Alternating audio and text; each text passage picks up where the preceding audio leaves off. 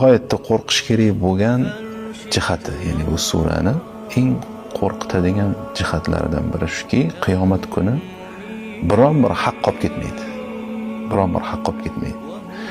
Hattoki mana hadisda keladi, shoxi bor bo'lgan qo'ydan shoxi yo'q bo'lgan qo'y suzilgan bo'lsa, ya'ni haqqa beriladi. Vaholanki o'zi hayvonlar tuproqqa aylanib ketadi, ular jannat jahannamga ketmaydi, lekin qarang, tuproqqa aylanib ketishidan avval haqlar olib beriladi bir-biriga. İnsanlardan batari qavlo. Shuning uchun insonlar masalan kim bir-birini urgan bo'lsa, so'kkan bo'lsa, haqorat qilgan bo'lsa, molini o'g'irlagan bo'lsa, ya'ni haqqiga xiyonat qilish masalalari. Bularning hammasi uchun javob bor.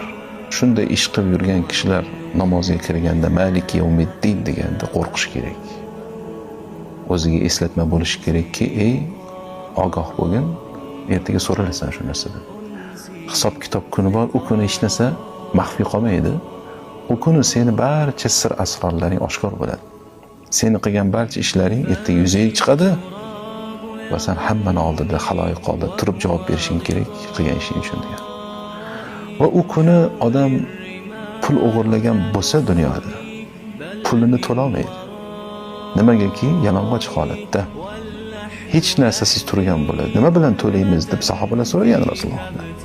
Nabiy sollallohu alayhi vasallam aytganlarki, inson o'zini ajr savoblari bilan, hasanotlari bilan to'laydi u kuni. O'zi o'ylang, masalan, hasanot bilan to'lash u kuni. Agar deydi bir kishini hasanotlari tugasa, lekin haqdorlar hali tugamasa, nima bo'ladi? Endi sayyiat, gunohlarini bo'yniga olish boshlaydi. Shuning uchun bu suradagi ayni mana shu oyat bizga nimani eslatadi? Odamlarning haqqidan qo'rqqin degan narsani eslatadi. Chunki u kuni Malik bo'lgan zot, u zot hech narsani unutmaydi. Hech narsa uni nazaridan chetda qolib ketmaydi va u haqlarni haqdorlarga olib beradi ertaga. Bu yer yuzidagi mazlumlarga, mo'min, musulmon, mazlum bo'lgan kishilarga xushxabar va zolimlarga ogohlantiruvchi eslatma.